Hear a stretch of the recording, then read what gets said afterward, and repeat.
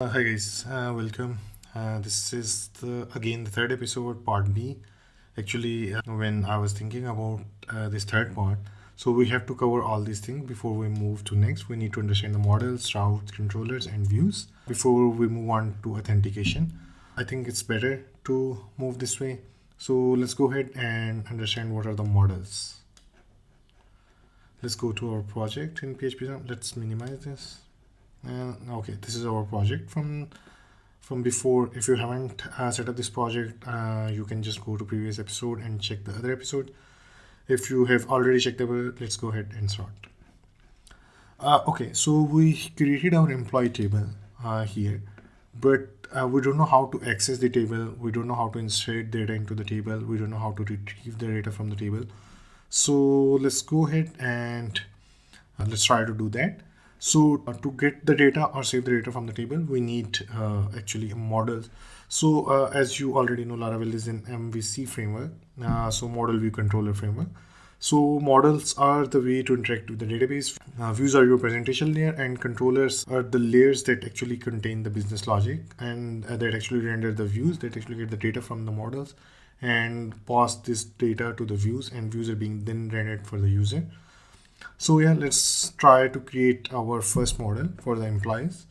To create your model, you just go ahead to the terminal and let's write our first command. First model command, PHP artisan make model. Let's name this model employee. Okay, let's go ahead and check our models. Okay, so in Laravel 8, models are placed in app or models directory. Let's go ahead and open this. Okay, we can see our model is there. This model actually extends another abstract class, which is model. This model actually contains all the functionality to interact with the database. We don't have to worry about that. Let's try to add our own table and its attributes to this model and see how they look like. Okay, to add the attribute, actually this is not necessary, but this will help you a lot.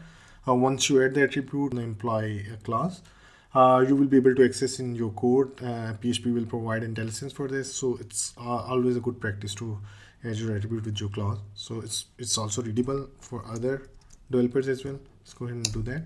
Let's try to write property and ID, and the other second column we have in employees. Let's go ahead and this is string name. Let's fix this typo. Int age and float salary, and then there are two additional columns, string created it and updated it. Let's put a little space between the auto columns and our real column. Okay, and let's go ahead and add the table name with the employees. It is also a best practice to add the table name with your employees, because Laravel also can resolve the table name from the class name, but it's always best practice to put your table name in your class. Okay, let's go ahead and in our route file and let's try to access this model and table as well. Okay, so let's check. Let's go here, and this is our main file. Let's remove this hello world route. We don't need it anymore. And here we can just call our employee. Okay, so this Laravel models provide a fluent way of accessing the database. What do we mean by fluent way? We in intuitive and fluent way. So we'll look at that now. You can just query directly to the model. Let's write our first query. Where ID is greater than 0, get. Let's get all model and let's dump these models. Okay, so here DD actually DD is a Laravel dump command. So this will dump all your model on the screen. This is very good to use for debugging. We'll get more into that. So let's see what this does for us. Let's go ahead and check this in the browser.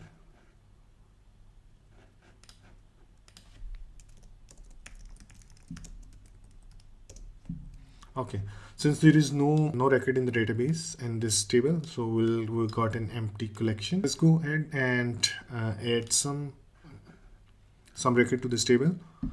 Okay,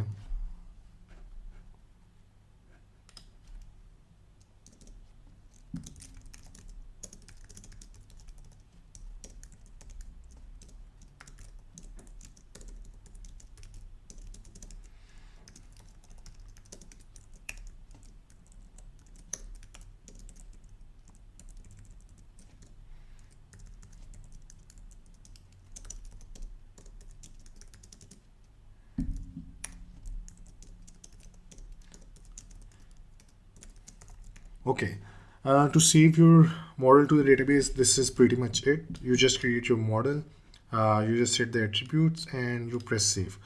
And that's it. Your model will be saved to the database. And let's go ahead, and once the model is saved, let's go ahead and dump this model. Now, let's go ahead and refresh the browser. Okay, so if we see the browser, the model contains all the definitions from here. It knows the employees, it knows the connection is MySQL, primary key is ID, key type is in, and let's go ahead and check the attributes. Cool. So employee has these attributes. ID is 1, created at, and this is the created at time, this is the updated at time, this is the salary, this is the age, and this is the name. Let's go ahead and check this now in the database as well. If you click here, you can see the employee is being created here. And let's go ahead and create more employees. Let's put on a loop here.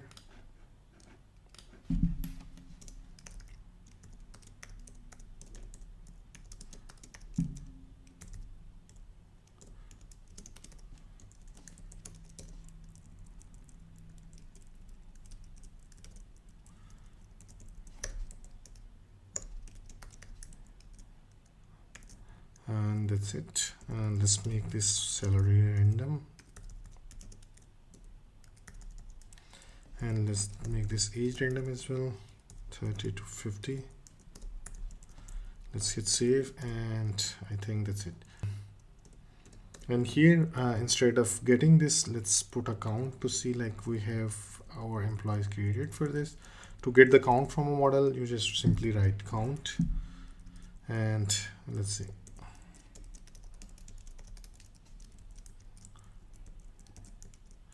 Let's change this variable to models to employees. Okay, to select a variable like multiple occurrences of the variable for Mac, you actually press Ctrl G.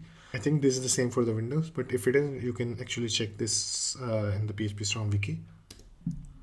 Let's go ahead and check this. Let's refresh this. Okay, we have now 101 model. So let's remove this code and let's go ahead to the database and check our models are created or not. Okay, so we have our models created, a random age and random salaries, and that's it. So let's go ahead and try to run some queries. Okay, so now we understand that models are the way to interact with the database. We can actually write any kind of query with the models. So let's go ahead and check any employees whose age is less than 30. To do that, we'll use our way clause, age, we'll use less than 30. And that's it. Let's count these employees.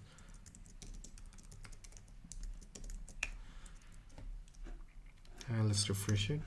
Okay, so there is no employee whose age is less than 30. The reason is we actually told our code that we only need age between 30 to 50, which 30 is not included. Let's go ahead and check whose age is greater than 40. Okay, we have 54 employees whose age is greater than 40. Let's go ahead and check who are these employees. Instead of count, now we'll use get. Get is the method to get all the model who actually fall in this criteria. Let's go ahead and check that. Okay, so we got 54 models here. Let's go ahead and check any one of this. Okay, the ID is 62, employee number 60, his age is 46, and his salary is. Let's go ahead and check this ID in the database as well. Okay, here we can put here. Let's go ahead. Okay, ID 62, age is 46, salary is 4,651. So this is how we can interact with the model. Now let's go ahead and write some OR clause here as well. This is just to help you understand that how the model works. Let's go ahead and say age is greater than 40 or salary is greater than 3,000. Let's go ahead and get all these models now, and let's refresh it. Okay, there are 84 models, 84 employees whose either age is greater than 40 or salary is greater than 1,000. So let's go ahead and check, get all the employees whose age is greater than 40 and salaries. For that, we actually don't need to use anything. We'll just use where. If you don't put any and or, it will actually take it as an and clause. Now in SQL, the clause will become where age is greater than 40 and salary is greater than 3000. Okay, let's go ahead and run this query. Okay, there are 37 employees who meet this criteria. Let's go ahead and verify one of this. Let's go ahead and check the ID number 42. Okay, ID number 49, age is greater than 49 and salary is greater than 3000. So yeah, this is it for the models. Just one last tip.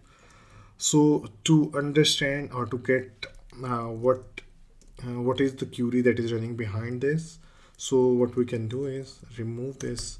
So this if we don't use the get, it will return a builder object. So the builder object is of type eloquent builder. Let's fix this. Eloquent builder, and this builder is actually a query builder. So let's go ahead and dump the query with the builder. So this is how we can get the underlying query here. Let's refresh it. Okay, so we can see select all from employees where age is greater than this and salary is greater than this. Okay, this is one way to get the queries, and but this query will not contain the parameters in the query, but you can get the parameter from the query, and this is being passed as 14. But also, like, if you want to get your query as well, so to do that we can actually enable the database query logs, and then here we can actually dump our database get query log. Here what we told Laravel that enable query log, and here we ask Laravel to give us all the query log that you have collected so far. Let's dump this and let's refresh the page and let's check what's happening here. Okay, so we can see it ran only one query. The query is this. The parameters are here. The first parameter is 40, age is greater than 40 and salary is greater than 3000. This is the time it took. So it actually helps you in debugging. So this was the tip for your models. So in next video we'll look at our controllers and routes, how we can actually attach our routes to the controllers. So yeah, that's pretty much it for this episode. I will see you in the next episode. If you have any questions, please feel free to comment. I will try to answer as much as I can. Bye bye. Cheers.